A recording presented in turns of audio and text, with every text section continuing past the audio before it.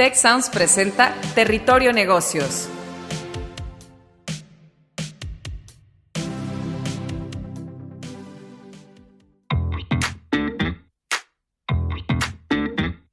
Bienvenidos a Territorio Negocios de EGADE Business School y la Escuela de Negocios del Tecnológico de Monterrey. Mi nombre es Jaime Martínez y hoy seré su guía por este espacio.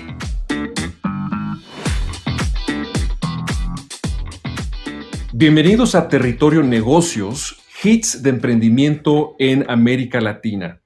Estamos reunidos para el episodio de hoy para platicar sobre el estatus actual del emprendimiento y del ecosistema emprendedor en el amplio continente de América Latina y mejores prácticas y el rol de instituciones como incubadoras, aceleradoras e universidades también en lograr tener una comunidad emprendedora mucho más potente. Tenemos como primer invitada el día de hoy a Camila Lecaros, que es General Manager de Mass Challenge México.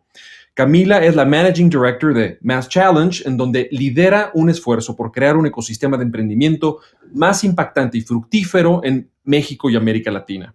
Camila, muy bienvenida. Muchas gracias, estoy feliz de estar acá. Mil gracias por la invitación.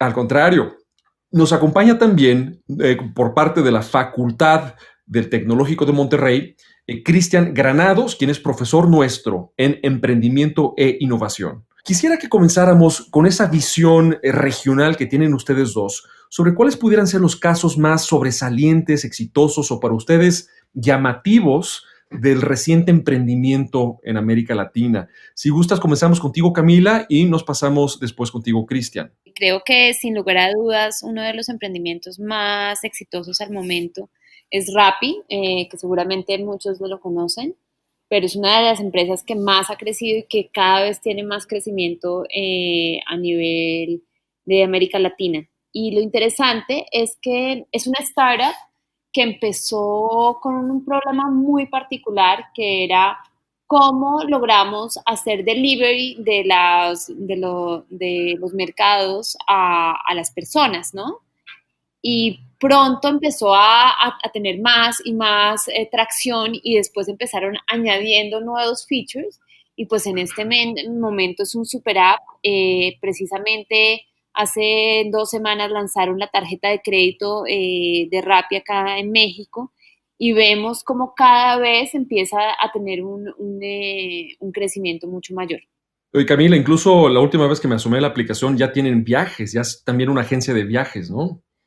Sí, creo que, digamos, sí, se ha vuelto un super app, entonces tienen viajes, tienen, también, digamos, hicieron Black Friday, entonces podías comprar cosas. Entonces creo que es bien interesante que empezaron con un problema muy puntual y poco a poco han ido agrandando, pero ya teniendo una base muy consolidada de clientes y lo que hacen es buscar generarles valor a esos clientes como tal.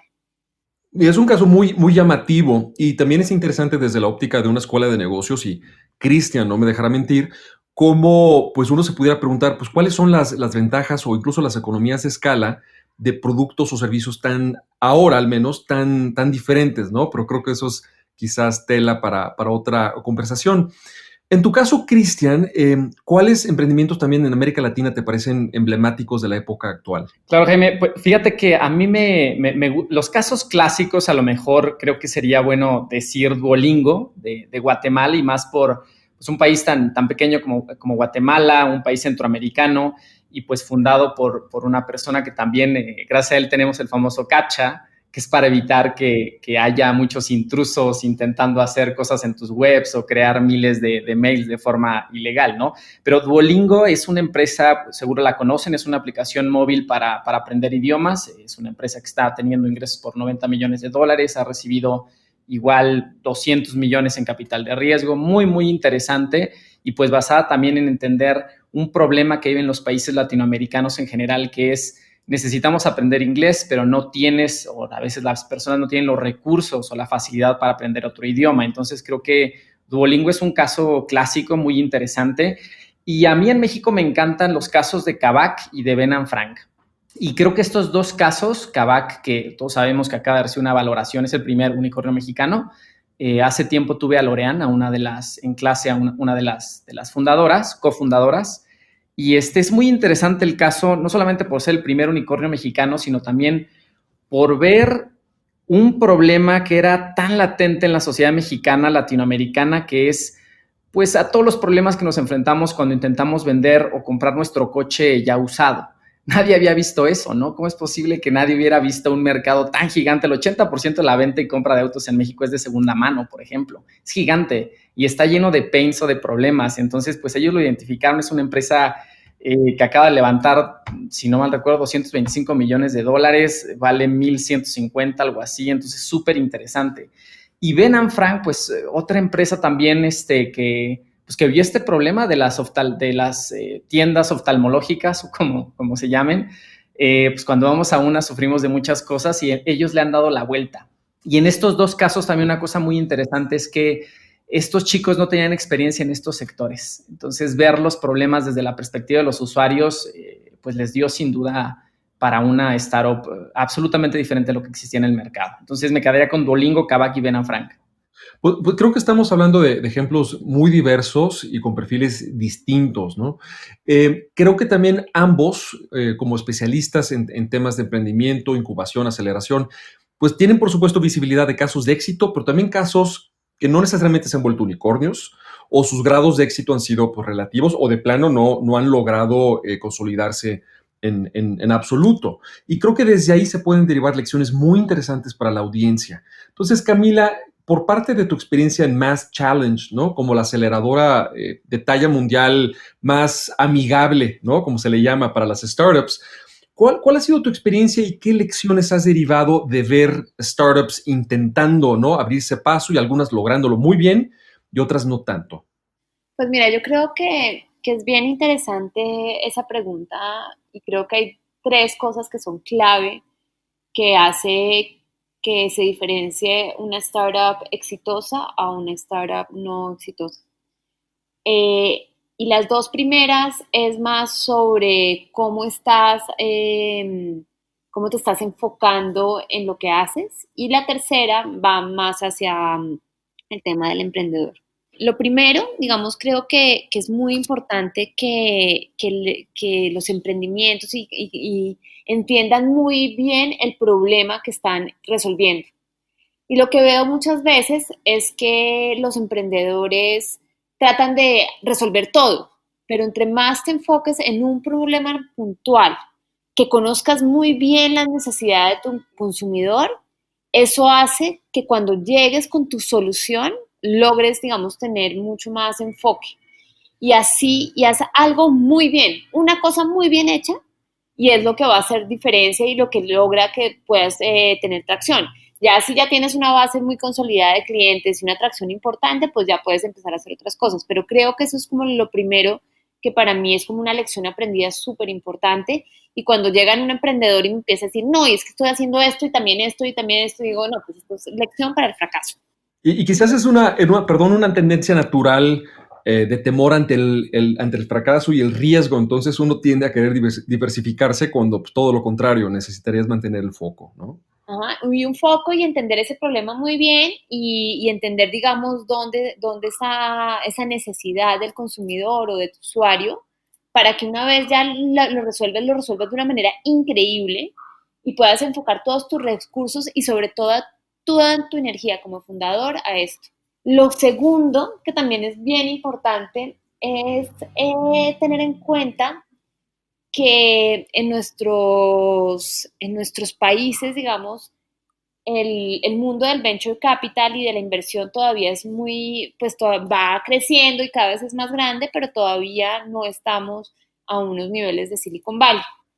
Y muchos de los emprendedores que llegan a Más Challenge dicen, no, es que yo voy a levantar y la siguiente ronda de capital. Y yo siento que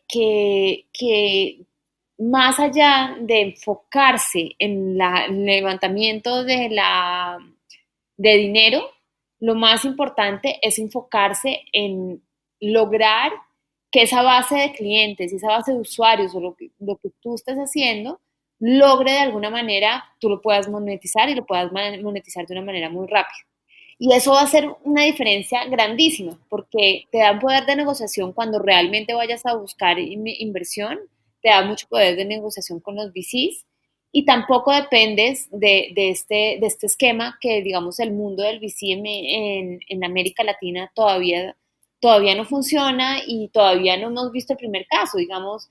Creo que pues, digamos, cuando haga el IPO Rappi o Nubank, vamos a poder ver, digamos, digamos, realmente esos casos de éxitos de venture capital en la región, pero la realidad es que todavía no estamos ahí.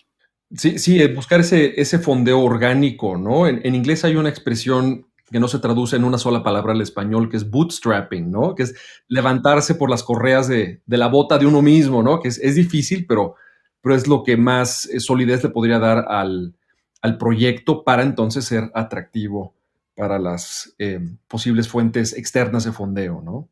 Y lo último es muy rápido, es la lección aprendida es que ser emprendedor es lo más difícil que puedes hacer en la vida, ¿no? Y últimamente se ha vuelto como cool ser emprendedor, pero que definitivamente el emprendedor tiene que ser lo más, pues entender que esto es un camino duro, que se dejen ayudar y que oigan a las otras personas y que realmente tengan esa disponibilidad para dejarse acompañar porque si no, digamos, es un camino bien duro, bien difícil y sobre todo, digamos, nunca nadie se la sabe todas. Entonces, como dejarse ayudar y que ese emprendedor que se deja ayudar, lo que he visto es que al final de cuentas y que se deja acompañar, pues tiene un potencial muchísimo más grande de ser exitoso.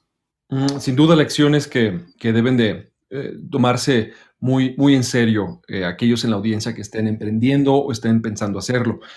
Cristian, por tu lado, ¿consideras que en América Latina estamos viendo ya una pluripolaridad o una multipolaridad de hubs o ejes de emprendimiento, donde estamos teniendo cada vez más lugares con más ecosistemas y más centros de creación de nuevas empresas?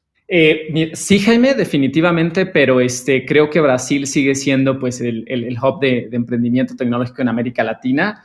El 53% de las startups o de las startups importantes se concentran en ese país y más o menos el 14% en México, 7% y 7% en Argentina y Colombia, respectivamente. Sigue siendo Brasil el amo y señor en América Latina. Pero hay datos muy interesantes. Por ejemplo, del 2019 al 2018, más bien del 2018 al 2019 en México se multiplicó por 4 el capital de riesgo, lo cual es un dato bastante interesante. En parte por la ronda que levantó Kavak. Y en Colombia se multiplicó igual por 7, una cosa así, no lo recuerdo exactamente, pero fue por 11. Ahora lo tengo en mente, por 11 el capital de riesgo, especialmente por lo que levantó Rappi. Entonces, sí el capital de riesgo también en América Latina antes era muy de inversionistas locales. Hoy en día sabemos que el 60% viene pues, de grandes inversores como Sequoia o de Alibaba o de Napster, etcétera. Entonces, sí se ha diversificado un poquito, digamos que es más democrático hoy en día, pero sin duda alguna Brasil sigue siendo pues el principal hub de emprendimiento en América Latina, especialmente en fintech, porque es un país en general. América Latina es todo un subcontinente con una penetración muy importante de teléfonos móviles, de smartphones, pero todavía el acceso a servicios bancarizados o personas bancarizadas es muy bajo. En México el 55% de las personas, por ejemplo, pues no tiene una cuenta de banco. Sin embargo, solo un 20% de las personas en México no tienen un smartphone. Entonces, las posibilidades son muy interesantes en este sector. Obviamente, cada país y cada hub tiene distintas leyes. Hay un tema ahí también de institucionalización o de leyes que promuevan el emprendimiento, pues que sin duda los países deberían de mejorar para aprovechar los beneficios del emprendimiento. Y eso me lleva a mi siguiente pregunta, Cristian, que quisiera darle el micrófono primero a Camila y luego regresar contigo. Y es, ¿qué nos falta para tener ecosistemas más propicios para la actividad emprendedora? Y estoy seguro, Camila, que también con tu visión de tantos emprendimientos y es una visión también internacional, has identificado algunos factores. ¿Qué podríamos apuntalar para tener esas comunidades emprendedoras que todos queremos? Bueno, yo creo que hay varios factores que son importantes. Lo primero, digamos, en cuanto a comunidad como tal, creo que es muy importante abrir los círculos. ¿Y a qué me refiero? Yo siento que en América Latina, digamos, todavía los círculos para acceder a redes, o sea, a contactos, a inversionistas, a posibles clientes, todavía son muy cerradas. Entonces siento que una de las cosas que necesitamos hacer es poder abrir, digamos, esas redes y poder de alguna manera tener espacios, así como, digamos, más challenge, lo que busca es poder, digamos, abrir esas redes, digamos, que haya más hubs para que podamos abrir esas redes y para que cualquier tipo de emprendedor pueda acceder a inversionistas, a contactos y a gente que la pueda apoyar. Digamos, creo que eso es súper importante. Lo segundo creo que va de la mano un tema de educación y de pensamiento, ¿no? Como siento que nuestra cultura todavía es muy aversa al fracaso, ¿no? Y castigan mucho el fracaso. Y siento que eso nos limita mucho como emprendedores a pensar en grande. Entonces, es como de alguna manera nosotros como emprendedores logramos romper esas barreras culturales, pensar en grande, independientemente del fracaso o no, y que digamos no esté tan castigado, porque pues obviamente eso es un tema. Y por último, yo creo que el tener modelos de rol más claros y poder, digamos, tener más comunicación sobre esos modelos de rol, creo que va a hacer que también empecemos a generar culturas muchísimo más innovadoras y pilas, digamos, el modelo de rol puede ser alguien que fracasó y perdió su empresa, como una persona que le fue increíble con su empresa y la sacó adelante, ¿no? Y que también, digamos, haya esa comunicación sobre lo que es difícil, digamos, generar estos cambios de innovación a través de startups. E incluso, Camila, si me lo permites, ejemplos de personas que fracasaron y tal vez volvieron a fracasar y después de eso volvieron a fracasar y eventualmente tuvieron éxito como resultado pues, de toda esa experiencia ganada, que pues, es así el camino de muchos emprendedores, ¿no? Y eso también refleja como tú lo decías, lo realmente difícil que es y la mirada pues, muy sobria y muy realista que hay que tener de la experiencia de la jornada emprendedora. Cristian, en tu caso, además de los factores que apunta Camila, ¿qué más nos hace falta para tener esa comunidad? Claro, pues, la verdad es que escuchando a Camila estoy también muy de acuerdo, pero voy a construir un poquito con algunos datos y también pues, algunos estudios que se han hecho al respecto. Es una pregunta muy compleja, Jaime. La verdad es decir una receta es difícil, pero sin duda empezar por el tema de network es muy importante. O sea, sabemos que los emprendedores que tienen más redes tienen más posibilidades o más contactos, tienen más posibilidades de dar el hitazo en el mercado. No es algo nuevo, ¿eh? Incluso los artistas desde la Edad Media y los desarrollos tecnológicos que han sucedido a lo largo de la historia, pues se dan mucho por esa concentración de personas en un espacio, en un lugar, y esas personas tienen contacto a otras que son importantes para llevar a cabo su idea, su proyecto, su tecnología. Entonces, sin duda, el tema de las redes y de las personas que nos están escuchando es acérquense a estas personas que les pueden ayudar. El tema es a quién ayuda. Cuando te quieres acercar a estas redes, esas redes en América Latina en general creo que tienen cierta preferencia por cierto tipo de personas, ¿no? Hay, digamos, de cierta manera, cierto capitalismo crónico o elitista, como le queramos llamar. México es un país tremendamente crónico, es decir, pues apoyamos al que es el amigo del amigo, pero no la persona que tiene más mérito. Entonces hay algo muy importante por hacer. Varias personas como Baumol, por ejemplo, o Acemoglu, pues han hecho investigaciones muy serias al respecto de por qué en algunos países surge más el emprendimiento y por qué en otros no. Y pues hablan acerca de las redes, ¿no? Las personas que tienen contactos con ciertos amigos o con ciertas personas influyentes, entonces es más posible que puedan emprender. En este sentido, pues definitivamente las leyes pueden hacer mucho al respecto, leyes que pues promuevan que sea más inclusivo ciertos sectores, que no excluyan a ciertos emprendedores. Sabemos que en América Latina, si quieres emprender, digamos, en medios de comunicación, pues va a ser muy difícil porque hay un lobby que tiene acaparado el sector y así en muchos sectores. Entonces creo que se tiene mucho por hacer en temas de leyes más inclusivas que permitan que cualquier emprendedor pues, pueda hacer una disrupción o disrumpir en el mercado. Por otro lado, sin duda también el tema de la formación, decía Camila, estoy muy de acuerdo. de pues, áreas más científicas y tecnológicas. Hay una gran área de mejora ahí. En México, increíblemente, solo el 11% de mujeres que estudian una carrera, pues estudian una carrera relacionada con ciencia y tecnología.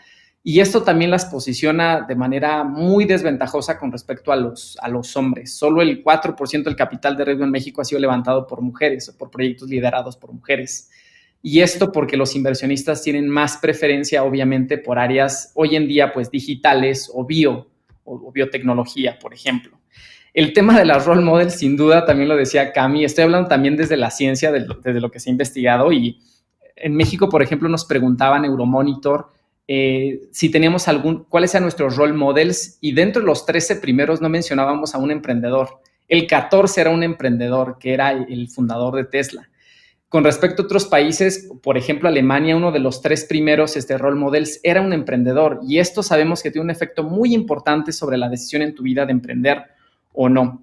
Y el tema también pues hablabas tú, Jaime, también Camila, con el tema del fracaso, pues es un gran tema, ¿no? En América Latina hay una cultura que aún persiste, que es pues si fracasas tienes que esconder la cabeza, ¿no? No tienes que decir que has fracasado. No hay esta seguridad psicológica en la sociedad y en las organizaciones, ni en tu startup. Fake it till you make it, la famosa frase, ¿no? Tú no digas que fracasaste hasta que no hayas hecho el buen hitazo. Entonces, sin duda tenemos que trabajar muchísimo en eso como sociedad. Y por último, pues creo que formar a las personas más en temas soft. Hay estudios, por ejemplo, donde a las personas se les formaron experimentales en temas más de ser perseverante y resiliente, y a otro grupo se les enseñó más herramientas de marketing, finanzas, y las personas que se les formó al ser resilientes fueron más exitosas después de 3 años en términos financieros en sus startups. Entonces, creo que hay una línea muy interesante ahí, formar a las personas en soft y obviamente también en hard, pero dar una preferencia a los soft. Sí, esa resiliencia que mencionas. Y al principio del podcast, los ejemplos que daban ustedes, unos pocos de muchos que hay, dieron ejemplos de empresas o emprendimientos claramente y fácilmente reconocibles por la audiencia, que son pues, B2C. Mencionaban Kavak, Rappi, Ben & Frank aquí en México, pero también hay, y esto lo conecto con el tema STEM, Cristian, muchos emprendimientos que no son tan famosos simplemente porque operan en áreas altamente científicas y tecnológicas, muy lucrativas, con mucho éxito y que muchas veces se consolidan como proveedores de otros actores farmacéuticos y tecnológicos científicos o son adquiridos por los jugadores más grandes, ¿no?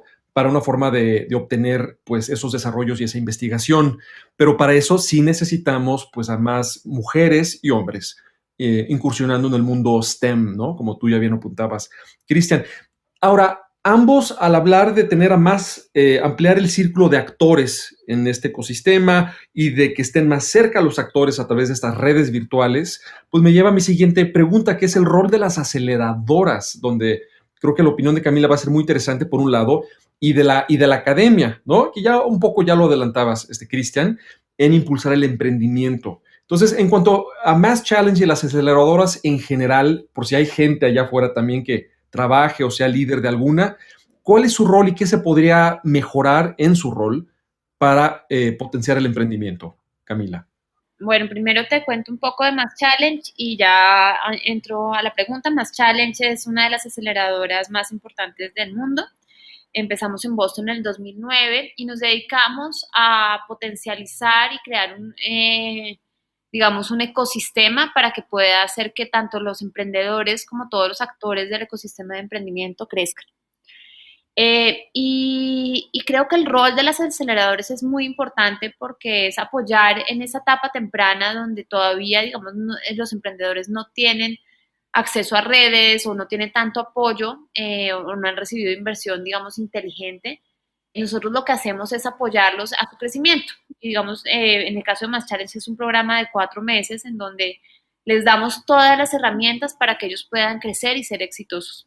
Nosotros como Mass Challenge no invertimos, pero digamos, algunos de mis compañeros sí invierten en las startups y también les ayudan, digamos, a hacer esa validación de producto en el mercado. Y creo que eso es bien importante porque creo que nosotros estamos siempre en ese momento, en ese punto de inflexión, en donde el emprendedor o puede darse cuenta que definitivamente no funcionó su idea, o que, digamos, sí puede tomar una visión más grande y puede llegar a crecer.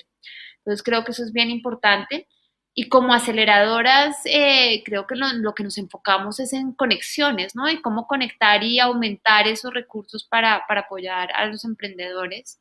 Desafortunadamente sí siento que ahorita con muchas de la crisis que estamos viviendo, algunos de mis compañeros han salido del mercado y que definitivamente necesitamos que haya más personas apoyando a emprendedores de alto impacto en esta etapa para que se pueda seguir creciendo un ecosistema de emprendedor sano.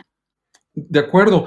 Y como complemento a este rol, pues mencionaba Cristian el de las universidades, y aquí quisiera hacer un anuncio y mencionar cómo recientemente ya se reclasificó al Tecnológico de Monterrey de ser número 8 a ser ya, si no me equivoco, número 5 a nivel mundial por los rankings del Princeton Review, una organización académica, en cuanto a universidades que más potencian y reflejan el emprendimiento.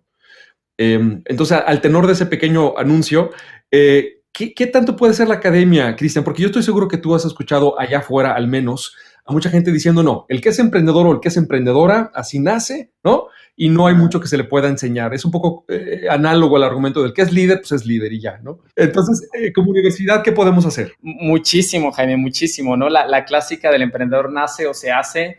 La última sabemos que es la más importante, se hace, un emprendedor se puede hacer. Hay ciertos elementos, digamos, de nacimiento que pueden predisponerte. Por ejemplo, sabemos que ser extrovertido o más positivo o digamos, perseverante, que son digamos, se me fue la palabra, no son emociones exactamente, pero digamos cualidades con las que uno pues, está predispuesto cuando nace, nos puede predisponer más a emprender.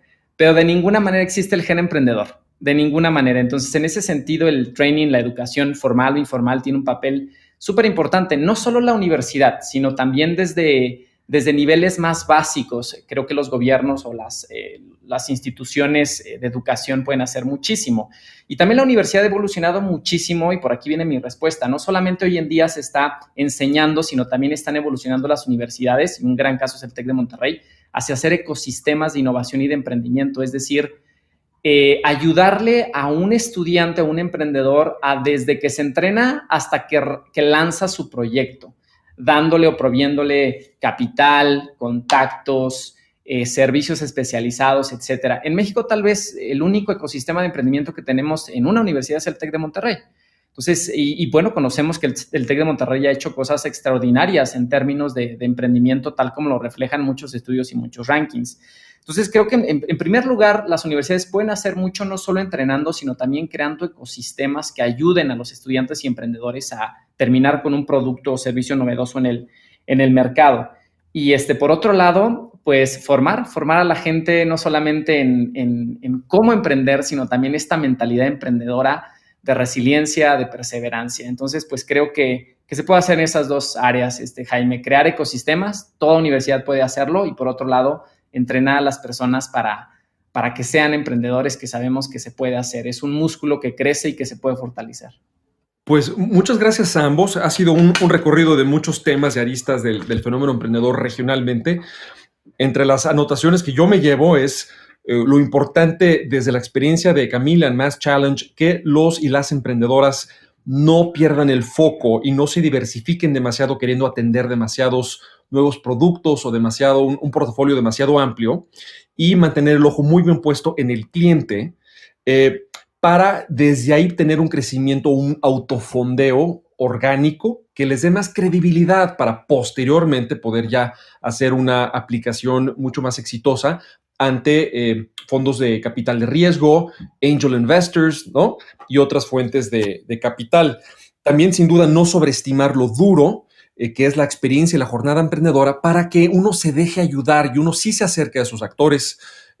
Bueno, aquí tenemos a dos de ellos, ¿no? El TEC de Monterrey con todos los recursos que ofrece y Mass Challenge, pero hay muchos más, y acercarse a esas redes para aprender y ser apoyado por ellas.